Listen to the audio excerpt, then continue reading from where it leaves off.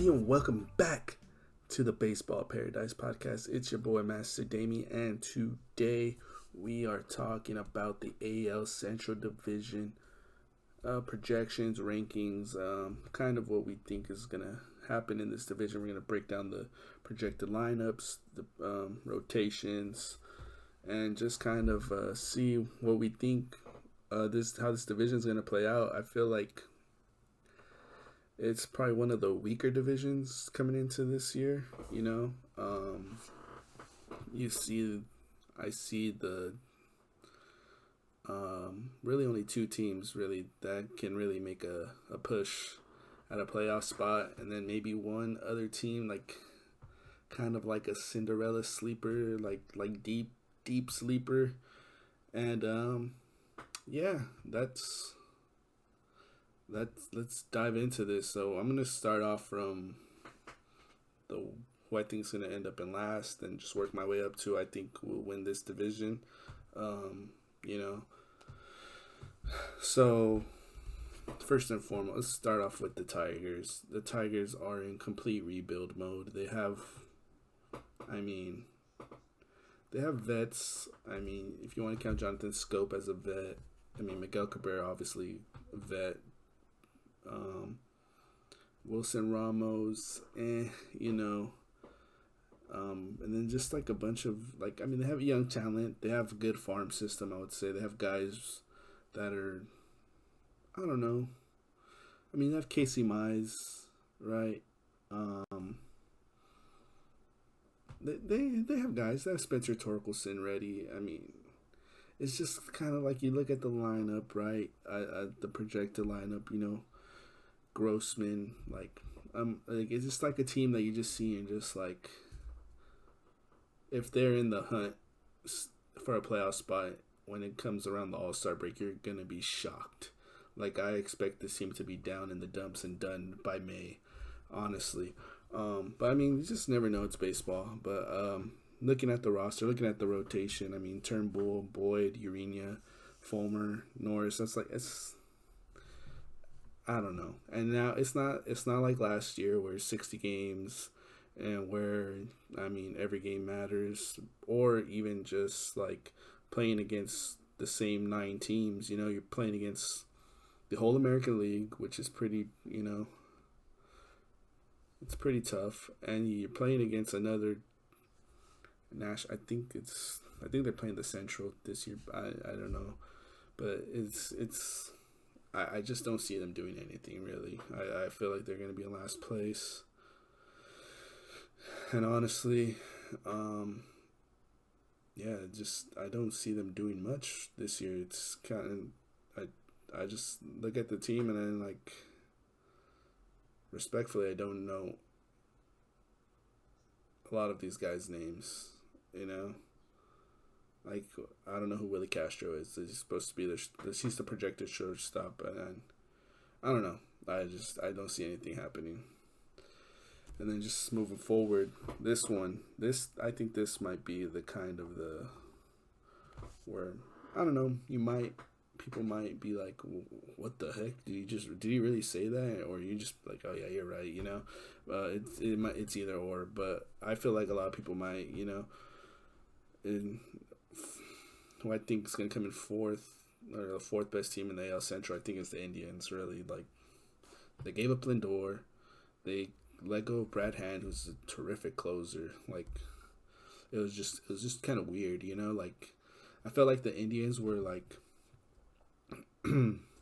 they were like one or a bat or two and a couple arms away from being just a real threat to the World Series. It just seems so odd to me that in 2016 they were literally a win away from the World Series, and then you're kind of just 5 years later, it's kind of just you weren't a bad team. You literally made the playoffs you made the playoffs. Your team's good. It was still good. You trade away your best player, your franchise player. You let your closer walk, and it's just I don't know. It just seemed kind of weird, but I mean, looking at the team, really, I mean, I, Cesar Hernandez. I'm not sure about Jose Ramirez. He, I don't know. I don't. Is he?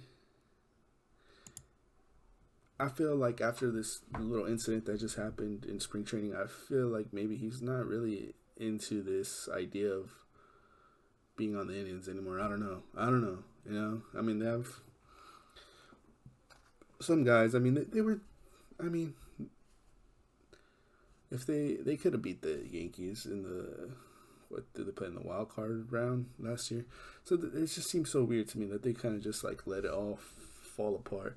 Like again, like you have. I mean, Eddie Rosario, he's all right. You know, Franmil Reyes, he is what he like. He's just a power hitter. Josh Naylor's decent. You know, Bobby Bradley, I don't know. Andres Jimenez, I know I think he was the guy that he got from the Mets. He was like one of their top prospects at shortstop. But like you're like, okay, you have this top. Well, I don't even know if he's considered top, but he was a prospect with the Mets. But you're just like, all right, they got a guy that can fill in, but it's not Lindor. Like, come on, like Lindor has the potential to go win an MVP, carry your team kind of player.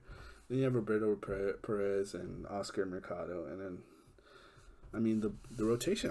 I think that's the thing I'm most excited to see from the Indians. I mean, you have Bieber, still young, Plesac, like not the greatest, but he'll get it done. Savali's not bad.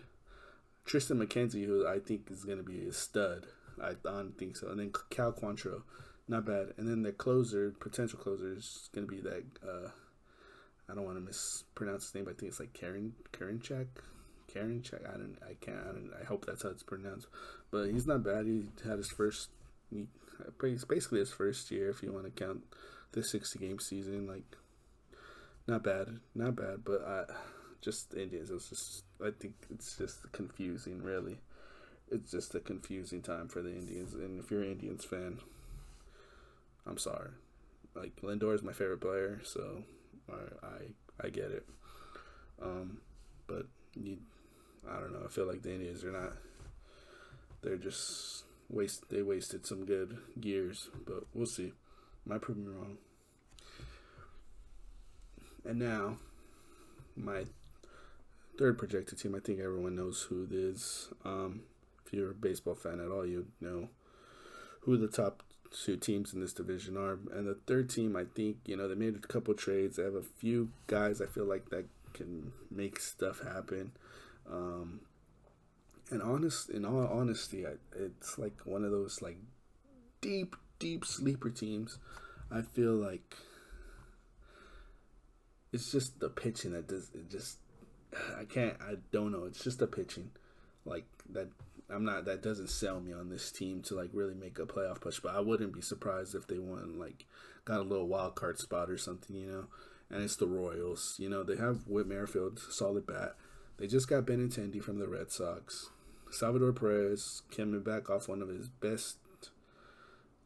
After his injury, no one expected him to play that well. And then they got Carlos Santana, nice bat. Soler's still there. He's going to probably be the DH. Mondesi, they're hoping, is supposed to be good. Hunter Dozier's supposed to be solid. And then, it's just Michael A. Taylor and Nicky Lopez. It's like, we'll see what you get from those guys. But, and then the rotation, Brad Keller's was a top pitching prospect. They have Brady Singer, I believe, was a top pitching prospect as well. And Chris Bubick, I'm not too sure about him. And then Mike Minor, Danny Duffy are just kind of those middle of the rotation guys that kind of just get it done, Not expecting too much craziness, but the lineup is not too bad. If there's some potential there, I would say that there's some potential. And as a third team in the AL Central, that's pretty good because you really don't know. What's gonna happen, honestly. It's just that pitch rotation, young, not too many good. You're not sold on them being like top tier teams, But I would put them as like a deep sleeper, like like that's just my opinion, like deep sleeper, to like make a move, like make a play, like make a push for a playoff spot, wild card spot, maybe like that second wild card spot, makes it interesting. If they were to expand the playoffs to the 16 teams or whatever, like they did last year, I would definitely put them as like an 8 seed, 7 seed, possibly. But if that's not, but I think that, I mean, who knows? You just know it's baseball. It's freaking crazy. You just don't know. And then we have our last two teams here. I feel like, honestly, this division runs through these two teams. Either or, like I really sat here and really like thought about like who's gonna win this division. The Twins have ran this division the past couple years, so it's kind of like go with the Twins. You look at the lineup, they're nice. You know, the Twins are nice. Like, Kepler's nice, bad.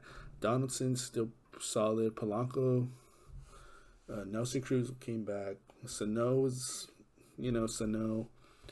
Mitch Garver had an off year, but he seems like, I feel like he'll bounce back. I feel like he can bounce back. And then they picked up Simmons, so that helps. You know, he's not the greatest at bat, but he did. I mean, you just don't know with these guys. Like, Simmons has not been known for his bat, but he's had it that year. Was it 3 years ago, when he just went crazy? Like, and then Buxton, he still hasn't lived. I feel like he's still room for him to be like an elite center fielder, or solid. I mean, he's got the speed. You know, he's gonna play defense very well.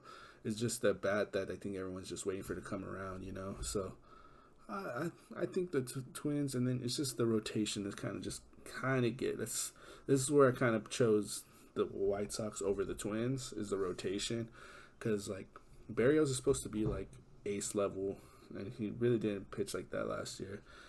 Kenta Maeda is like solid, but if you see him at the 2, you're just like, really. And then they have Pineda, J. Happ, and Matt Shoemaker, and you're just like, and then I mean they have a solid bullpen. I mean, they lost Trevor May, but they still have Tyler Duffy. They have Taylor Rogers. Like, there's some solid back end guys in there, you know. So it'll be interesting to see, but that lineup is not bad, you know. And then I look at the White Sox.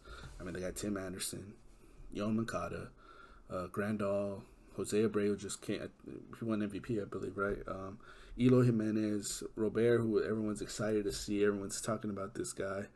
And then I feel like they just have a nice little rotation. Like, it's a solid rotation. Like, you know, I wouldn't say World Series. Remember, we talked about that in another episode. If you haven't checked back the first episode, White Sox, World Series or bust? I don't think so.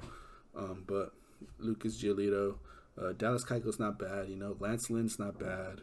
Dylan Cease, Carlos Rodon. And then they get Liam Hendricks, who I think, you'll see in another episode, I think is the best reliever right now in baseball.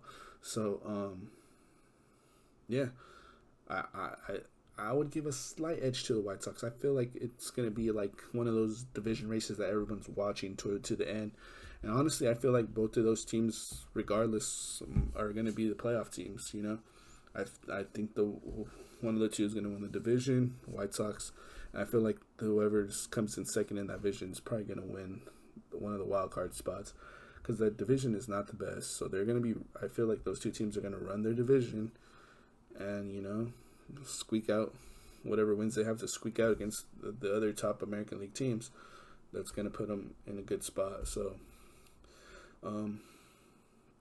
yeah, that's my take on the AL Central. Let me know what you guys think in the comments below, whether you're watching on YouTube or listening on SoundCloud. Let me know what you think about my rankings. Who do you think is going to win the AL Central? And do you think the Royals are a deep sleeper team to maybe slip into a playoff spot? Let me know what you guys think. Thank you for listening. This is your boy Master Dami, the Baseball Paradise Podcast, presented by the Duck Duck Bros. Peace.